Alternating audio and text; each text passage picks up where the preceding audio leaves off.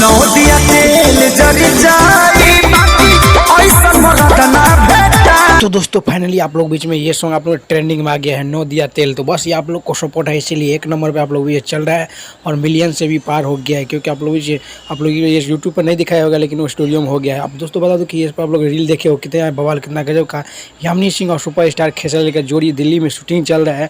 उसी टाइम आप लोग बीच में ये वीडियो बनाया था और मैं आप लोग सुबह में भी एक छोड़ा था अखिलेश कश्यप के साथ। आप लोग बीच में यामिनी सिंह बनाया था, वो भी मैं आप लोग तीसरा वीडियो में छोड़ा हूँ, जाकर देखिएगा और ये भी पहले देख लीजिए। और बता दूँ कि दोस्तों बहुत जल्दी आप लोग जो कुछ नया टाइप का आने वाला है सॉन्ग यामिनी सिंह के साथ और सुपर स्टार खेसारी की जोड़ी बहुत ही धमाल मचेगा। और ये सॉन्ग आप लोग ट्रेंडिंग में आ गया, बहुत इसलिए दिल से थैंक यू, क्योंकि ऐसे आप लोग प्यार दुलार हमेशा बना ही रहिएगा। और चैनल पर नहीं आए तो चैनल को भी सब्सक्राइब कर लीजिएगा और भाई को भी सपोर्ट बढ़ाइए।